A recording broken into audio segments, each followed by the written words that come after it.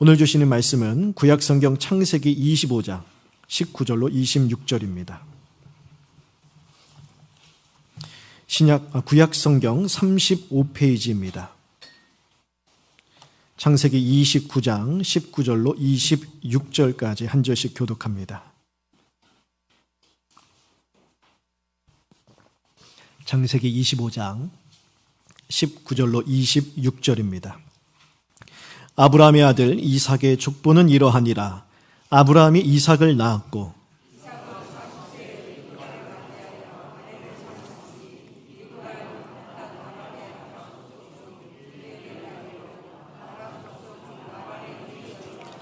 이삭이 그의 아내가 임신하지 못하므로 그를 위하여 여호와께 간구하매 여호와께서 그의 간구를 들으셨으므로 그의 아내 리브가가 임신하였더니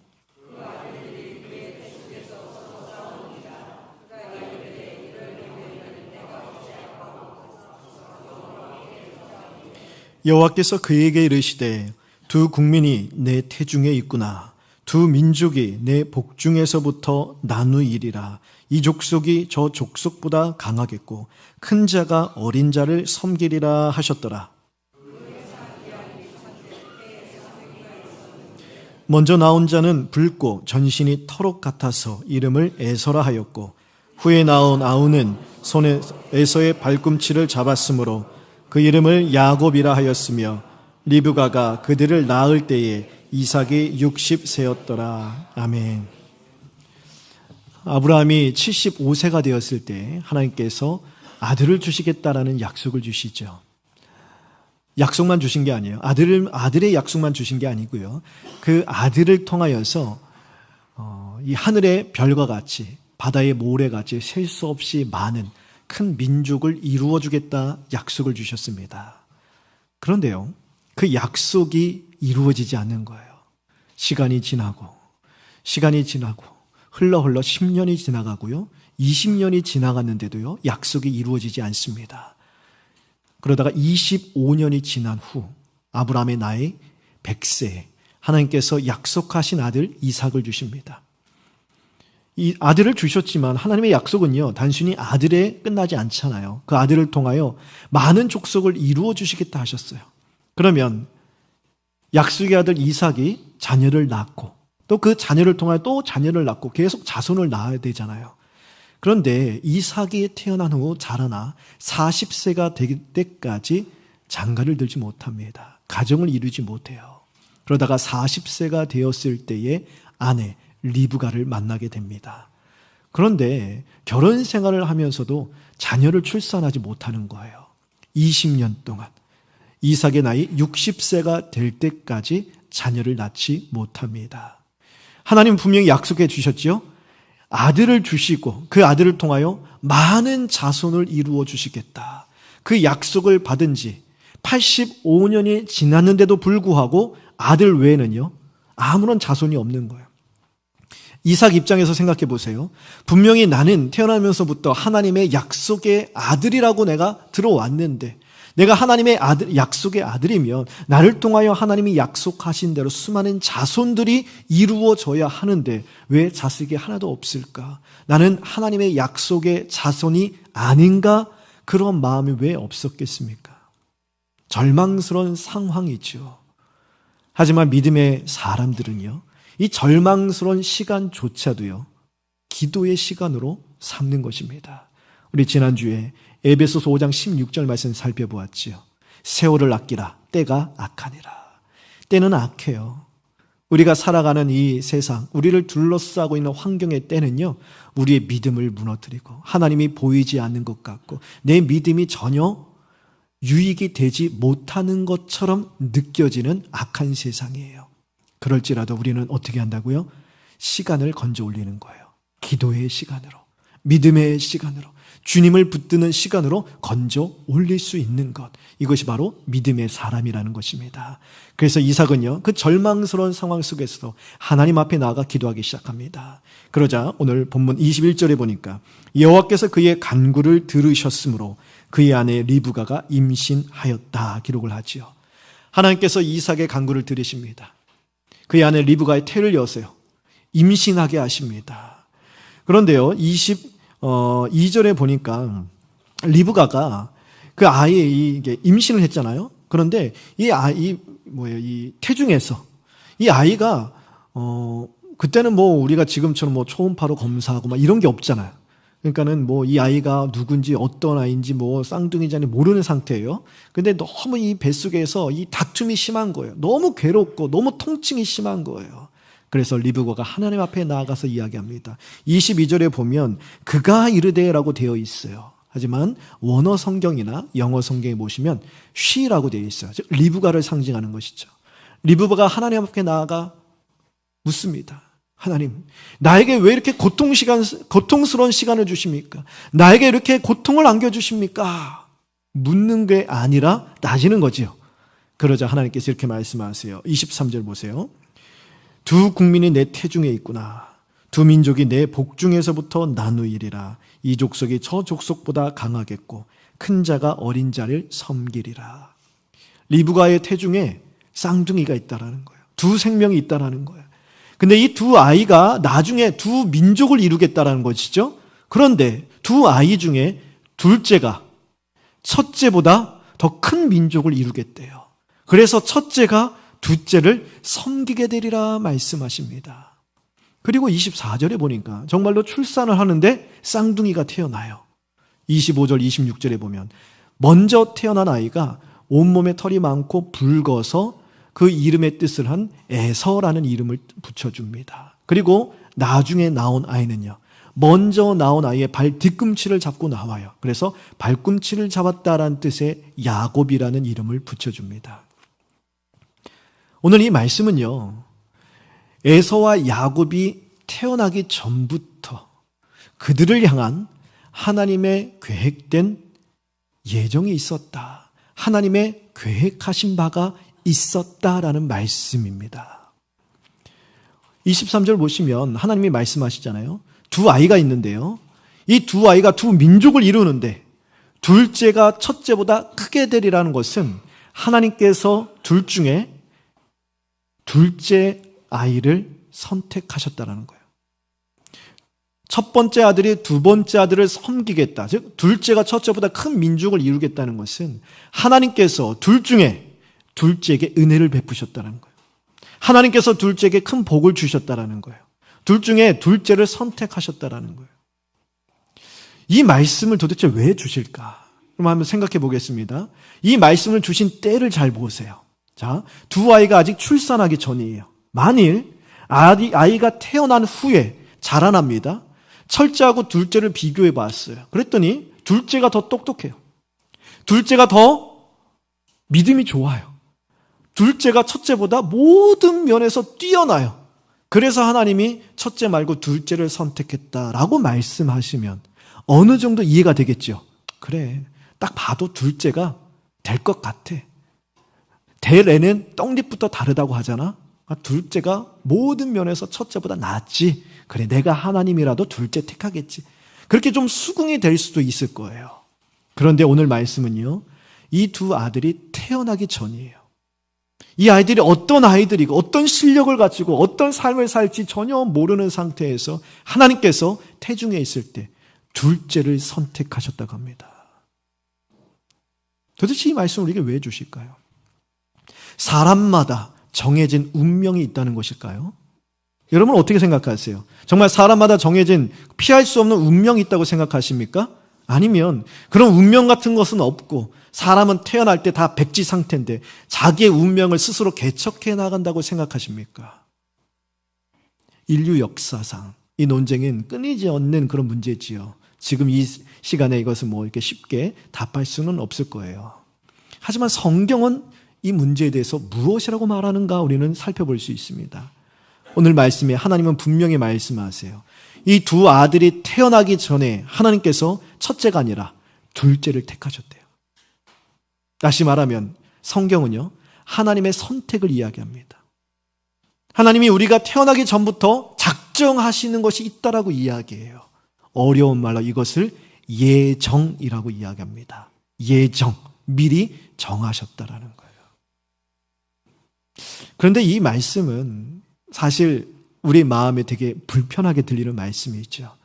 하나님의 선택, 하나님의 예정하잖아요. 그러면 인간의 모든 노력과 수고가 무의미해질 수 있지요. 왜냐하면 하나님이 미리 정하신 것이 있어요. 그런데 내가 열심히 일하고 내가 열심히 행하는 것이 하나님이 정하신 바가 아니라면 이것은 결국은 안 이루어질 것 아니겠어요. 하나님이 정하신 것만 이루어지잖아요. 그럼 모든 것이 무의미해지잖아요. 인간의 모든 노력과 수고가 무의미해질 수 있다는 이유로 말미암아, 또한 하나님이 누구를 어떤 것을 선택하시고 누구를 선택하시고 누구를 선택하지 않으신다면 너무나도 불공평한 것 아닌가라는 이유로 말미암아 하나님의 선택과 예정이라는 것은 사실 우리가 듣기에는 그렇게 달가운 말씀은 아니에요. 조금 불편한 말씀이죠. 근데 또 어떻게 생각해 보면 우리 인생은 잠시 있다 사라질 안개와 같은 그런 헛된 것이 있죠. 바람을 잡는 것 같잖아요. 또한 우리가 살아가면서 열심히 수고하고 노력하는 대로 이루어지는 것보다 수고와 노력과는 무관하게 정말 일들이 다 어그러지고 무의미해질 때가 너무 많아요. 그런 힘들고 불행한 상황 속에 짓눌려 사는 인생들에게 그래도 하나님의 뜻이 있다. 그래도 하나님의 이루시고자 하는 목적이 있다. 하나님이 우리를 위하여서 이루시고자 하는, 우리가 원하는 것보다 더 큰 선하신 계획이 있다. 그 반드시 이루어진다라는 말씀이 우리에게 더 위로가 되기도 하지요. 그래서 이러한 저러한 이유로 인해서 오늘 말씀은요, 결론으로 말씀드리면 매우 어렵다. 설교하기도 어렵고 듣기도 어렵다. 도대체 근데 목사님 이 어려운 이야기를 왜 오늘 말씀하십니까? 그래도 하나님이 이 말씀을 통해서 우리에게 주시고자 하시는 교훈이 있지 않겠습니까? 오늘 이 말씀을 통해서 하나님의 마음을 조금이나마 헤아려 보는 시간이 되었으면 좋겠습니다. 오늘 이 말씀을 이해하기 위해서 우리가 먼저 알아야 할 하나님의 뜻이 있어요. 여러분, 우리가 하나님의 뜻을 다 알 수 없지요. 근데 하나님의 뜻은요, 좀 어려운 말 쓸게요. 드러난 뜻이 있고 감추어진 뜻이 있다라고 우리가 흔히 이야기합니다.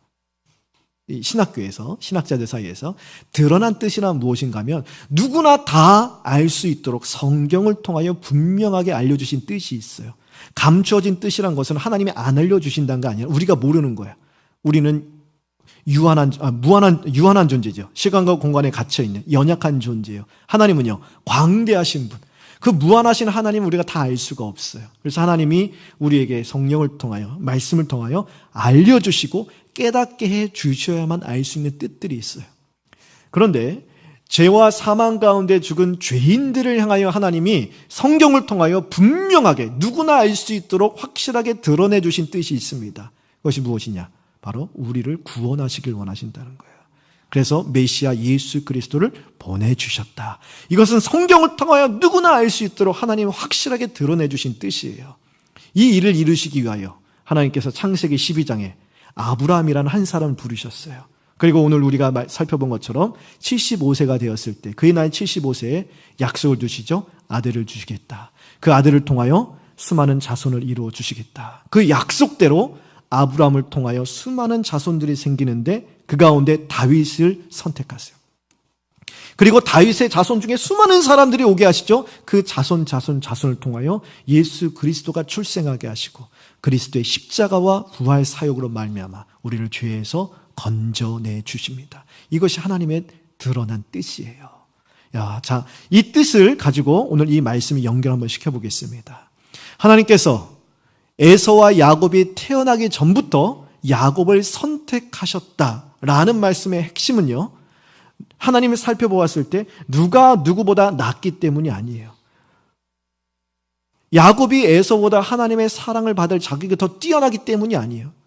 그들의 어떤 됨됨이 때문이 아니라 바로 이거예요.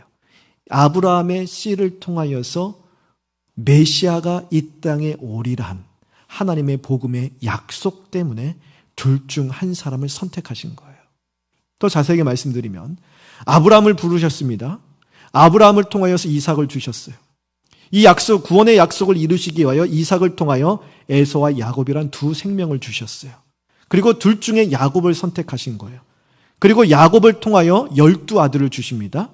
그 12아들들 중에서 유다라는 한 아들을 선택을 하세요. 여러분, 야곱의 12아들이 나중에 이스라엘의 12지파가 되죠. 잘 생각해 보세요.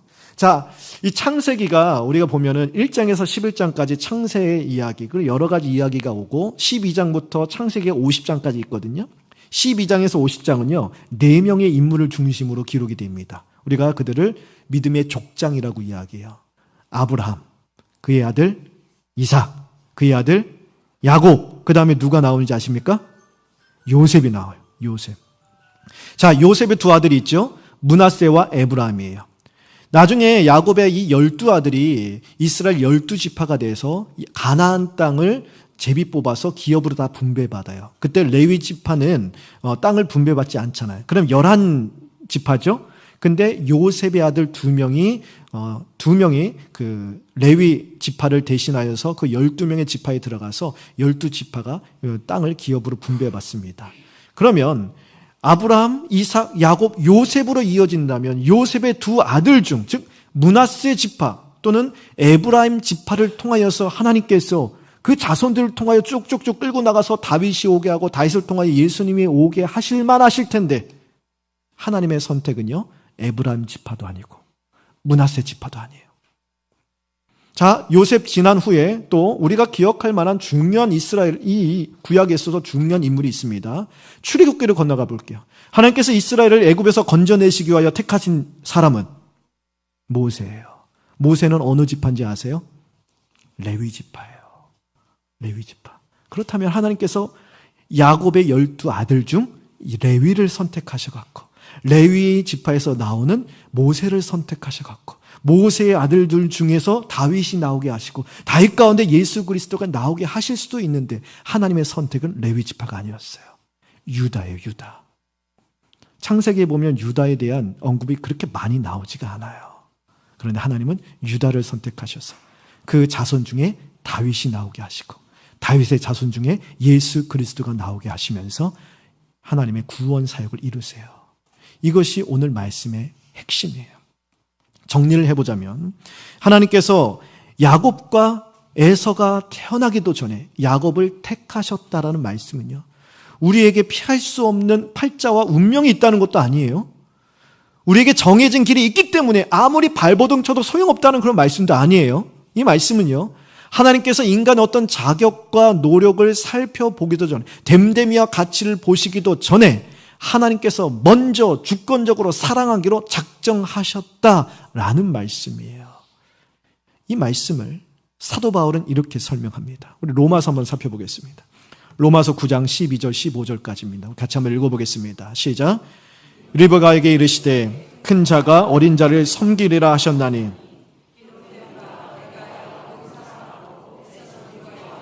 같으니라. 그런즉 우리가 무슨 말을 하리요? 하나님께 불의가 있느냐? 그럴 수 없느니라. 모세에게 이르시되 내가 긍휼히 여길 자를 긍휼히 여기고 불쌍히 여길 자를 불쌍히 여기리라 하셨나니. 자, 하나님께서 야곱을 사랑하기로 하셨어요. 그리고 에서를 미워하기로 하셨어요. 그렇다고 한들 누군가가 하나님 앞에 나가서 하나님 이거 너무하잖아요. 아니, 사랑하려면 다 사랑하지 어떻게 야곱만 사랑합니까? 에서는요. 에서도 사랑하셔야죠. 그래야 공평하죠. 그래야 사랑의 하나님이죠. 누구는 사랑하고 누구는 미워한다면 불공평합니다. 어느 누가 그렇게 하나님께 반박할 수 있겠냐는 거. 그렇게 할 수 없다라는 거예요. 왜냐? 누구를 사랑하시고 누구를 긍휼히 여기시고 누구를 불쌍히 여기시고 하는 것, 그것은 누구의 마음이다? 하나님 마음이라는 거예요. 하나님이 원하셔서 하나님이 그렇게 하신다는 거예요. 누가 이의를 제기할 수 있냐는 거예요.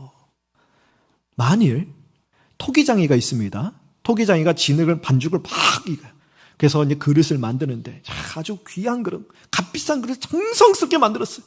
그런 다음에 또 하나는요 대충 만들어서 그냥 평범하게 쓸 수 있는 천한 그릇을 만들고 있어요. 근데 그 모습을 보면서 우리가 가서 이거 너무하잖아요. 만들려면 그 전과 같이 똑같이 귀한 그릇, 값비싼 그릇 잘 좀 만들지. 그걸 왜 이렇게 대충 만드냐고. 우리가 그렇게 말할 수 있겠어요? 그렇게 말하면 그 토기장이가 뭐라 그럴까요? 냅둬요. 내 마음이요. 내 마음인 거예요. 만드는 사람 마음인 거예요. 누가 뭐라고 할 수 있겠냐는 거예요.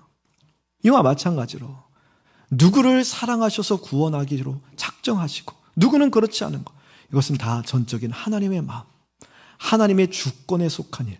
주권이라는 것은 절대적인 권위를 가지신 분에서 절대적인 능력으로 행사하는 거예요. 하나님의 주권에 속한 일이기에 누구도 이 일을 제기할 수 없다라는 거예요. 사실 이 사도 바울의 이야기는요, 이 당시 이방인들을 향하여 유대인들이 하고자 했던 말이에요. 유대인들이 가진 생각이었어요. 자, 유대인들이 이방인을 향하여 이렇게 이야기하는 거예요.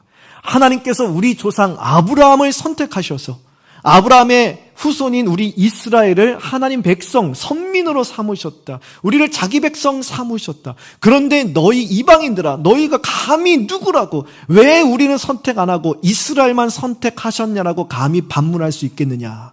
이렇게 유대인들이요, 이방인을 향하여서 외치던 말이었어요. 근데 로마서 9장에서 사도 바울은요, 이것을 유대인들에게 그대로 이야기하는 거예요. 이런 말이죠. 하나님께서 에서는 미워하고 야곱은 사랑하시는 그 주권적인 능력으로 유대인뿐만 아니라 이방인도 자기 백성 삼으시기 위하여 예수 그리스도의 복음으로 그들을 구원하기로 작정하셨는데, 유대인들아 너희가 무엇이라고 이방인들은 구원받으면 안 된다라고 감히 하나님께 반문할 수 있겠느냐, 이런 말을 하고 있는 거예요. 그래서 유대인들이 사도 바울을 그토록 핍박하고 미워했던 것이죠. 오늘 이 사도 바울의 논증은요, 우리에게도 그대로 적용되는 말씀이에요. 하나님, 이 사람은요, 지은 죄가 너무 많은데 하나님도 아시잖아요. 이런 사람은 하나님이 사랑하시면 안 되겠죠? 하나님, 저 사람은요, 너무 자기만 생각하고 너무 고집스럽고요, 너무 문제를 많이 일으켜요. 이런 사람은 하나님이 사랑하시면 안 되겠죠? 라고 생각할 수 있는 사람이 있을지라고 하더라도 하나님께서 그를 사랑하기로 작정하셨다면 우리가 누구라고 감히 하나님, 저런 사람은 하나님의 사랑을 받을 자격이 안 된다고 그렇게 말할 수 있겠냐는 거예요. 평생을 죄만 짓다 살다가 죽기 일보 직전에 인생의 마지막 순간에 복음을 듣고 예수님을 믿고 예수님을 영접하여 구원받는 사람들을 보면서, 하나님 너무하시잖아요. 저는 어릴 적부터, 저는 청년 때부터 젊을 때 예수님 만나서 세상 즐거움 다 끊어버리고 이렇게 예수님만 붙들고 힘겹게 신앙생활을 해왔는데, 이 사람은 세상 즐거움 다 누리고 누릴 거 다 누리다가 인생 끝에 가서 예수님 믿고 천국 가면 너무나도 불공평하죠. 나는 뭡니까? 우리가 무엇이라고 감히 그렇게 말할 수 있겠냐는 거예요. 하나님이 나를 사랑하기로 작정하셨듯 그 영혼도 사랑하기로 작정하여서 인생 끝의 순간에 그를 부르신다 할지라도 우리가 무엇이라고 감히 불공평하다고 말할 수 있겠냐는 거예요. 하나님을 모른 채 평생을 자기를 위하여 사는 사람도, 하나님을 믿는다면서도 여전히 세상 즐거움을 버리지 못하여 계속 흔들리고 넘어지는 연약한 사람도, 하나님을 전심으로 뜨겁게 사랑하는 사람도 하나님께서 사랑하기로 작정하신다면 하나님의 사랑을 받는 하나님의 자녀가 된다는 것입니다. 이처럼 오늘 말씀은요, 하나님께서 에서가 아니라 야곱을 선택하시되 그들이 태어나기 전부터, 즉 사랑받을 자격을 갖추기 전에 하나님이 먼저 사랑하셨다라는 하나님의 무조건적인 사랑을 보여주는 말씀입니다. 오늘 이 말씀을 통해서 하나님은요, 우리에게도 말씀하시는 거예요. 하나님이 우리를 이처럼 사랑하신다는, 이와 같이 사랑하신다는. 비록 우리가 하나님 말씀대로 살지 못하여서 세상 유혹에 자주 쉽게 넘어질지라도, 하나님의 사랑을 받을 자격이 안 되는 것처럼 느껴질지라도 하나님께서 우리를 사랑하기로 선택하셨다는 거예요. 하나님 앞에 늘 죄스럽고 면목이 없어요. 내가 하나님 앞에 나아갈 자격이 없는 것처럼 느껴져서, 하나님 다른 사람은 다 사랑하시도 나는 사랑하시면 안 될 것 같습니다, 그렇게 외치고 싶을지라도 하나님께서 우리를 사랑하기로 작정하셨다는 거예요. 제가 어떤 글을 읽다 보니까 이런 글귀가 있어서 한번 나누려고 하는데요, 정말 죄송한데 이것이 영어로 되어 있는 문장이에요. 한번 제가 그래도 한번 읽어드릴게요. There is nothing we can do to make God love us more, and nothing we can do to make God love us less 라는 뜻이 있어요. 이 문장이 무슨 뜻이냐? 하나님께서 우리를 더 사랑하시도록 만들도록 우리가 행할 수 있는 것도 없고, 하나님이 우리를 덜 사랑하시도록 우리가 그렇게 하나님을 만들어 드릴 수 있는 것도 없다라는 거예요. 쉽게 말씀드리면 우리가 하나님께 사랑을 받을 가치가 되어야 하나님이 우리를 사랑하시는 것도 아니고 우리가 하나님의 사랑을 받을 그런 가치, 자격이 안 되어서 하나님이 우리를 버리시는 것도 아니라는 거예요. 우리가 잘 살아야 하나님 우리를 덜 사랑하시는 것도 아니고 우리가 못 살면 하나님 우리를 덜 사랑하시는 것도 아니라는 거예요. 하나님의 사랑은요, 우리와 관계없이 하나님 편에서 이루어진 사랑이에요. 하나님께서 먼저 우리를 사랑하기로 작정하신 사랑, 그래서 우리가 먼저 다가오신 사랑, 우리를 죄와 사망 가운데 건져내신 사랑, 일방적으로 사랑하신 무조건적인 사랑이에요. 이것을 우리는 은혜라고 말하는 것입니다. 혹시 어떤 분들은 이렇게 말씀하실런지 모르겠어요. 네, 목사님, 하나님께서 사랑하기로 작정한 사람만 구원받는다면, 그럼 반대로 하나님이 작정하지 않은 사람은요, 아무리 구원받으려고 애쓰고 아무리 주님을 간절히 찾아도 결국은 구원 못 받는 것 아닙니까? 여러분, 이런 생각은요, 하나님께서 오늘 이 말씀을 우리에게 주시는 의도가 아닐 뿐더러 하나님의 고유 영역을 침범하는, 어떻게 보면 월권과 같은 거예요. 하나님의 사랑은요, 우리 인간이 원한다고 주어지는 것도 아닙니다. 우리의 행위에 따라서 주어지는 것이 아니에요. 하나님께서 사랑할 자를 사랑하시는 거예요. 하나님께서 긍휼히 여길 자를 긍휼히 여기시는 거예요. 하나님께서 은혜를 베풀 자에게 은혜를 베푸시는 거예요. 하나님의 마음에 달려있는 일이에요.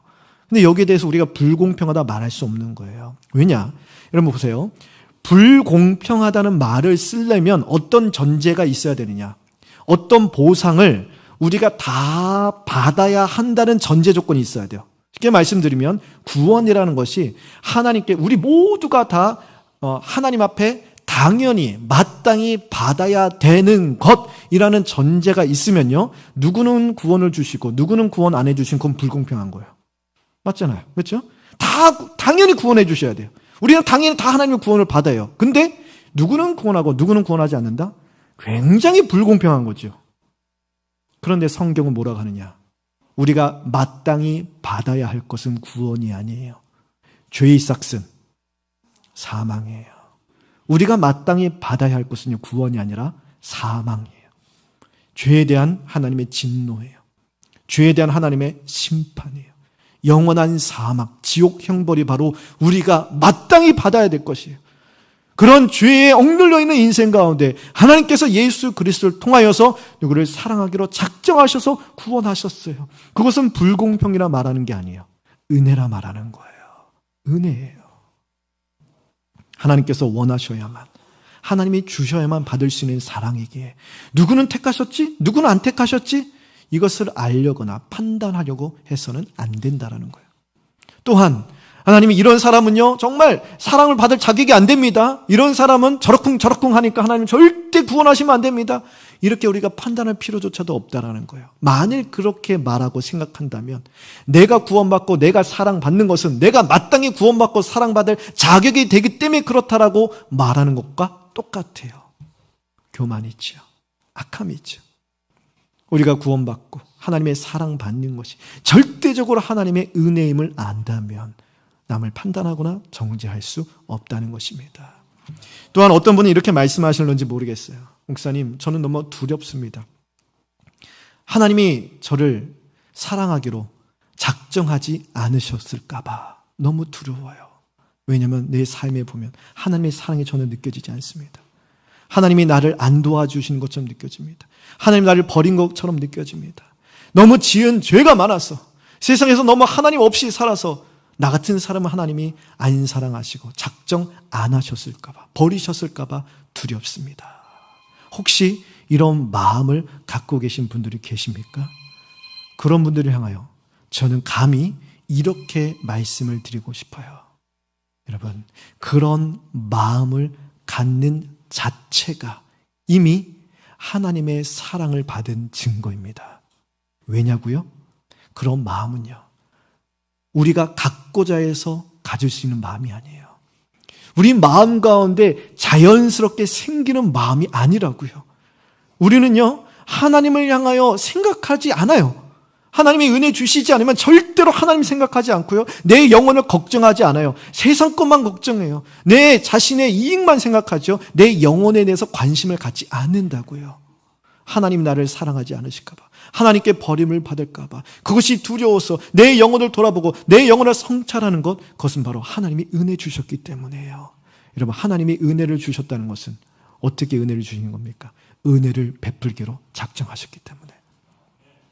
하나님께서 여러분을 은혜 베푸시고 사랑하기로 작정하셨다는 증거입니다.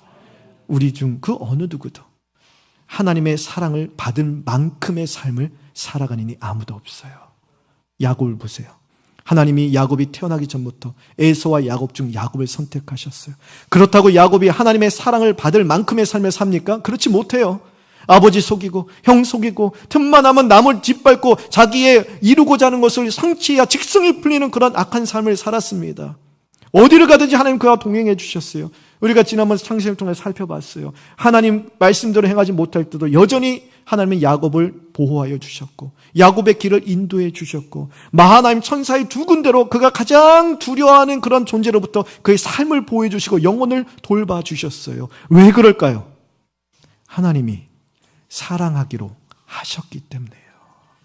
아니 목사님, 왜 하나님은 많고 많은 사람 중에 그렇게 악하고 미련한 야곱을 사랑하실까요? 물으신다면 저는 모르겠습니다. 하나님이 그렇게 하기로 작정하셨기 때문이에요. 하나님이 나와 같은 죄인을 왜 사랑하실까요? 하나님이 원하셨기 때문이에요.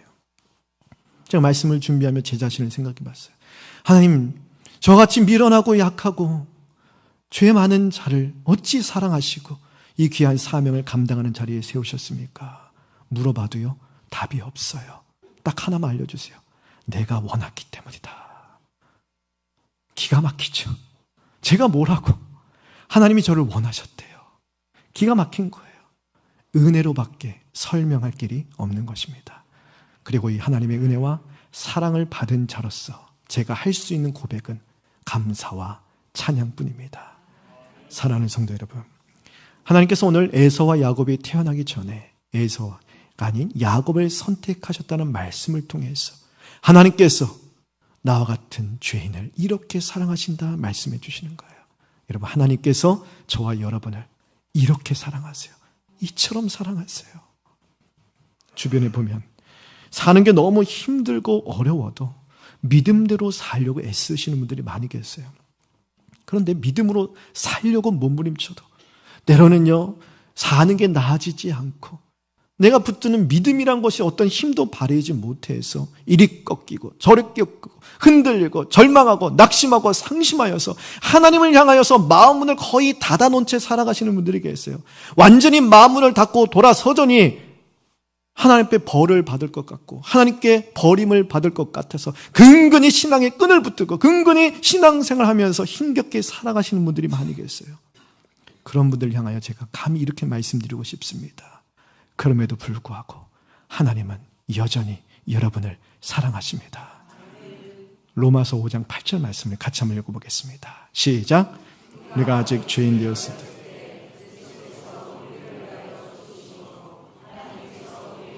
자기의 사랑을 확증하셨느니라. 아멘. 우리가 아직 죄인 되었을 때요, 하나님을 알지도 못했을 때에, 하나님과 원수 되었을 때에도 하나님은요 어떻게 살아가느냐, 자기의 아들을 십자가에 내어주시기까지 그렇게 사랑하셨어요. 그런데 우리가 하나님의 자녀가 되어서 우리가 마음은 원이로되 환경이 뒷받침되지 않고 아직 믿음이 부족하여서 하나님을 전심으로 믿고 하나님은 정말 사랑하며 살고 싶지만 그렇지 못하여 흔들리고 넘어져 좌절할지라도 십자가의 아들을 내어주신 하나님께서 무엇을 우리를 향하여 아끼시겠어요? 아낌없이 쏟아부어 주시고 아낌없이 은혜를 베푸시고 아낌없이 우리를 사랑하시면서 우리를 여전히 사랑하신다는 거예요. 하나님께서 저와 여러분을 이렇게 사랑하십니다. 그러므로 비록 지금 우리의 모습이요 너무 초라하고 너무 한심해 보일지라도 내 뜻대로 되는 것이 하나도 없어서 정말 우리 자신이 한없이 무능함을 느끼며 절망스러울지라도 우리가 다시 일어서야 하겠다는 열망을 가질 수 있는 것은 내가 할 수 있다는 의지 때문이 아니라 아무것도 할 수 없는 나를 사랑하신 하나님의 사랑 때문입니다. 때로는요 정말 더할 나위 없이 내 자신이 교만하고 내가 하나님이라도 나 같은 죄인을 거들떠보지 않겠다라면서 하나님 앞에서 면목이 없고 부끄럽고 죄스러울지라도 다시 주님 앞에 나아갈 수 있고 다시 하나님을 찾을 수 있는 것은 나의 어떠함 때문이 아니라 죄로 물든 나를 사랑하사 십자가에 죽기까지 사랑하신 예수 그리스도의 사랑 때문이에요. 여러분, 이 놀라운 사랑을 다시 붙드시고 이 사랑으로 인하여 다시 힘을 얻으시길 바랍니다. 다시 주님 앞으로 나아가시게 되길 바랍니다. 우리 한 주간 특별 새벽 기도 시간에 하나님께서 이 놀라운 사랑을 우리에게 가득 부어주실 거예요. 내 입을 크게 열라 하셨죠? 내가 채우리라 하셨습니다. 이 사랑을 더 부어달라고, 이 놀라운 사랑으로 내가 다시 일어서게 해달라고, 이 사랑으로 내 모든 어려움을 덮어달라고, 이 사랑으로 내 힘으로 감당할 수 없는 내 삶의 모든 문제를 주님께서 족한 은혜를, 넓은 은혜로 다 덮어주시고 역전시켜주시고 반전을 이루어달라고 구하시게 되길 바랍니다. 그래서 이 사랑으로 말미암아 모든 어려움도, 시험도, 실망도, 아픔도, 좌절도, 낙심도 넉넉히 이기며 주와 함께 승리하며 살아가는 저희 모두 되길 바랍니다. 기도하겠습니다.